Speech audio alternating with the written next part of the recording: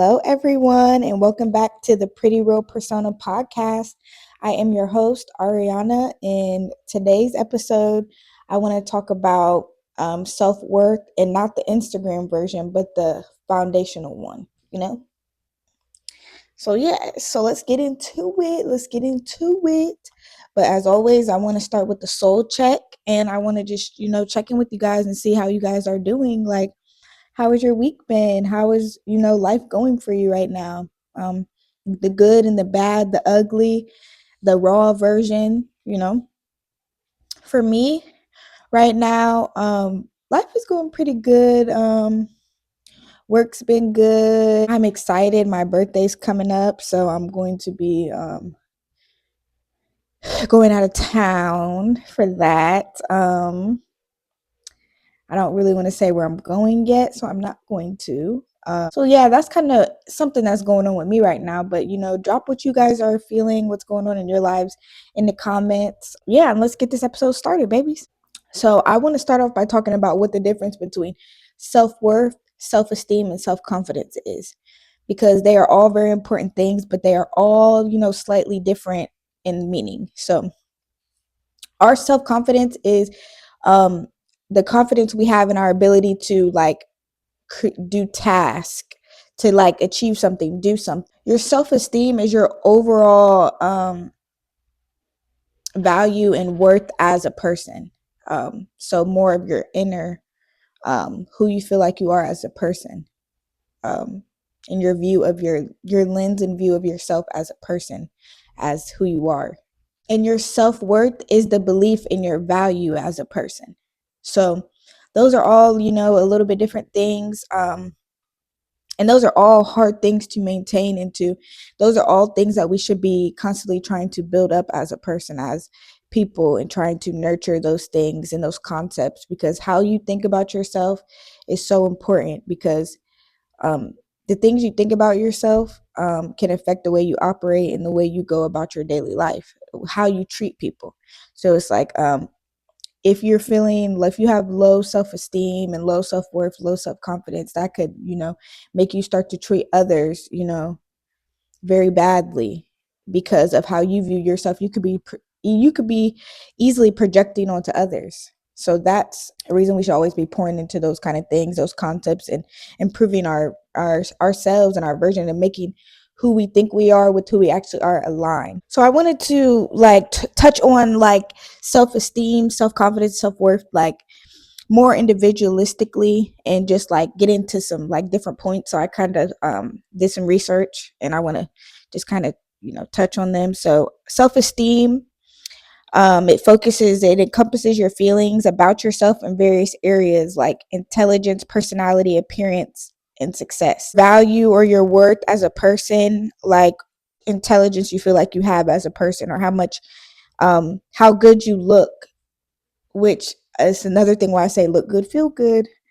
And how successful you feel like you are as a person, or your personality. What do you feel like your personality value is? And then it's self-esteem. Your self-esteem is built from your childhood, and a lot of times it's very influenced by how our self-esteem is a reflection of how well our parents fostered or built up or broke down our self-esteem as a child. um, and sometimes your self-esteem can fluctuate based on external factors, or feedback from others, or how people things people have told us, that often goes into our subconscious, and that takes into it, that affects how we view ourselves. When sometimes we got to look outside of what other people said. That's why I talked about how important it is to work and train your brain to have that positive self-talk. That's a way to build your self-esteem, is to reframe negative talk in your head. So moving on to self-confidence. So your belief in your abilities, like skills and judgments. So it focuses more specific than self-esteem, often related to particular tasks or situations. And it really develops over time through experience and success. So that's why I think schools shape a lot of how we our self-confidence. So just what how well we're able to learn things and learn skills, confident or like competent we feel as people. Then your self-worth, its focus is more a fundamental sense of being worthy of love and belonging regardless of like accomplishments or failures. And it's often developed, in your childhood, influenced by experiences as well.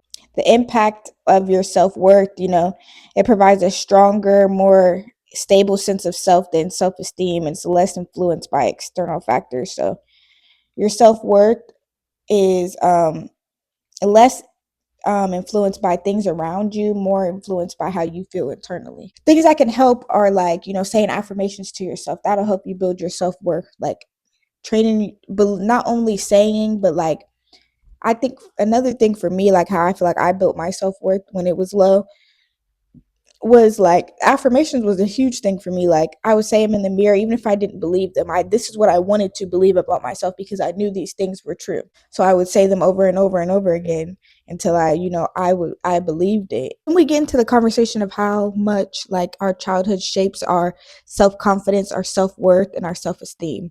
So it's like, say you grew up in the family, and you experience a lot of trauma as a kid, that negatively can affect, your self-worth, your self-esteem, your self-confidence. It's so important how kids grow up. I emphasize this. Like, it's so important how kids grow up, because it's like, say you were always made to feel like you're needy or sensitive, or like you don't know how to control yourself, or like you're fast, or because you just, you like to hang out with people, and you want you like stuff like that. Those are things that like parents our parents have instilled in us, or things that they've said to us. They negatively impact how we see ourselves. And we see a lot of times, like, that's how it's like, grow your childhood is that's why it's important for you to unpack your childhood and things that you've been through as a child, so that you can challenge and reframe, things that have happened to you as a kid, and see how everything that you have been through as a kid, how it is literally shaping and showing up in your adult life now. And rewiring your brain and working through healing through, any trauma that you've experienced. And I think just journaling, some prompts about these areas, and just trying to figure out who you are as a person, because self-worth is not about what you do, it's about who you are. So it's like, no one can tell you who you are. You are who you say you are. No one knows you better than you know yourself. So it's like, get to know yourself. Get to, recognize your patterns and things, and what start to write out what's important to you. What are your values? What are your morals? What do you stand for? Then once you know that and you're solid on that, then you know start to help yourself build yourself up in ways that align with who you are. So I feel like that is, an important part of like developing your self-worth, your self-confidence, your self-esteem. So there are many things that you can do to help, rebuild your self-worth, which another a big thing is reframing your inner dialogue to be positive. Because again, a lot of things that our subconscious mind or our mind says are things that people have told us about ourselves, but it's like people don't get to determine who we are, because everybody has a different perception. So it's like your perception of who you are matters more than anybody else's perception of who you are. So that's why it's important for you to figure out, and you to gain a full perception, a full understanding of who am I, so that you can stand on who you are. And when people try to tell you who you are, you can ignore that, because you know exactly who you are, or you can defend yourself in areas where you know exactly who you are. So practicing that positive inner dialogue, changing your negative thoughts to be positive. Practicing setting boundaries. This is a huge thing, and this is even one thing that I'm still working on as a person. I'm still working on fully understanding what my boundaries are in like every area of my life, where it comes to like friendships, relationships, family, work, just boundaries with myself, goals.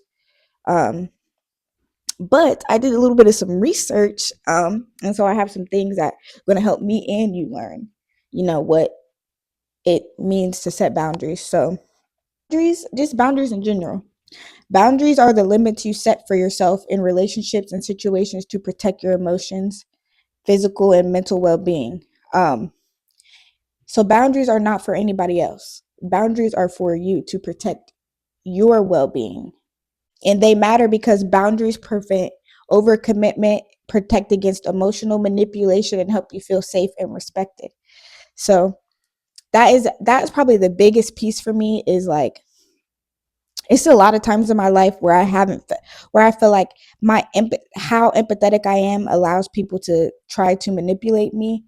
And so I've like set boundaries, like even when I had started, like before I found my girlfriend that I have now, I think that I genuinely attracted her because of the boundaries that I set. I had set dating boundaries and non-negotiables when it came to dating. So I got more serious, more intentional, because I knew like I wanted to date to marry. I want to date to find someone who is for me, that I love, who I want to spend the rest of my life with, someone who I'm proud to, be with. And I feel like I have that now. And I feel like it's because I set those kind of boundaries, so where I cannot be manipulated or be where I have to be respected, where I want to feel safe. I feel like a lot of situations, a lot of things, it was hard for me to feel like completely safe in my life because of, I feel like, the lack of boundaries that I had, which also contributes to people pleasing. That is why boundaries matter, because I'm going to read it again. Boundaries prevent overcommitment, protect against emotional manipulation, and help you feel safe and protected. And those are all important things that you want to feel. Um, and now, how to set boundaries. So, first, you identify your need. You have to understand what you need and what you're not willing to compromise on. That's first. What do you need and what are you unwilling to compromise on? And then communicate clearly. So express your needs and boundaries assertively and honestly. Enforce your boundaries, stand your ground even if others try to push them. So you want to identify your needs, communicate clearly, enforce your boundaries. And I want to tell you this. Anybody who is not willing to respect your boundaries that you set for them does not belong in your life. One more time. Anybody who is unwilling to accept your boundaries that you're setting does not belong in your life. And setting boundaries shows you exactly who is supposed to be in your life and who's meant to be in your life. Like if you tell someone like how they made you feel and their first reaction um, is to gaslight you by denying your experience, then like this person is probably not meant to be in my life, especially if they don't offer any understanding when you're trying to, communicate understandings. You have to show people how to treat you. People don't just know how to treat you. People have a default of how they just treat anybody. But when you set boundaries and you have things you're not willing to deal with, that teach people how to treat you. Another thing that helps you build your self-worth is developing self-trust. I think this is a part where this is something that I am personally working on. um I think that like I can trust myself. I do think it's hard for me to trust myself in anybody. And I just feel like that's from like growing up having to rely on just myself solely in a lot of things, a lot of endeavors in my life.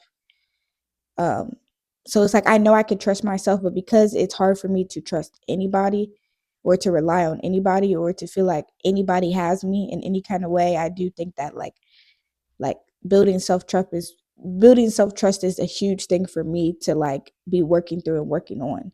So I want to help you, and I'm gonna show you what this says. So it says, what is self-trust? So like self-trust is believing in your own judgment, abilities, and instincts. um so following your intuition, like that's a huge thing for me. Like I trust, like a lot of times my intuition, like as a Cancer, any of my Cancers out there, drop your birthday in the comments. But um, as a Cancer, like my intuition is very strong and I can often trust my gut, trust my first thought. So that's another thing I work on. That's a part of developing self trust and like trusting in yourself and your instincts. Like you ever like took a test and you realize, okay, so my first thought, you didn't go with the first, even if you say you didn't know it, or maybe you thought you did, and you read a question and you had two answers in mind. And the first answer you didn't go with the first answer, but you went with the second answer, and the first answer ended up being right. That is an example of, trust your intuition and don't question yourself. It's an example of like trusting your intuition, trusting yourself and your abilities. Why it matters. Self-trust is essentially for making good decisions, taking risk, and navigating life changes. If you have a hard time making decisions and um, you want to be a better decision maker, like, you have to be able to trust in yourself and your abilities and your abilities to make the right decisions and take the right risk. How to build self-trust, which I'm listening up here because I honestly, it's something I need to work on. It says acknowledge your feelings, understand and validate your emotions without judgment. So I think you can do that also by journaling. So just talking about how you feel and validate that. You're, like I was saying in last episode, your feelings are valid, but the actions that come with your feelings sometimes are not always valid. Um, Practicing self-compassion. Yes, this is a huge thing. One thing I had to learn. I had to literally learn. I'm always nice to others, but when it comes to myself, like, I don't think I'm as nice as I am to others, to myself. So I had to give myself compassion because I'm used to just giving it out and being compassionate for others, putting others as my first thought. But then when I started to put myself first and started to nurture the compassion for myself, nurture myself like I nurture others, like, that is like, it's very healing. It is like when you're in those, sitting in those emotions, sitting in those moments, and it's hard for you, like, give yourself a hug, or tell yourself like it's going to be okay. Like, we'll take it one day at a time, things like that. Like, those foster self-compassion. And focus on your strengths, like recognize and celebrate your accomplishment and positive qualities, giving yourself credit for how well that you do. Reflect on past experiences, learn from your mistakes, and identify patterns in your behavior. That is a huge one. Comes into the like self-responsibility, self-accountability kind of thing, is like, and that reflecting on past experiences will help you. So, like, okay, identify patterns, things that you have done more than one time, or reoccurring situations, and being able to analyze yourself for like self-development. It's important to do all of those things, setting boundaries, developing self-trust, and creating a positive self interlog, and then also like choosing yourself without an apology. um you don't have to give someone a reason why you said no, or you don't have to explain to anyone why you're choosing yourself. You can if you want to, but you don't have to. And into all of those things. But thank you guys for watching. Thank you guys for tuning in, tapping into Pretty Real Persona, baby. I am your host, Ariana. If you like today's episode and you've learned something, like and subscribe this video. Follow us on TikTok, on Instagram, and thank you guys for tuning in. I love you guys. Bye.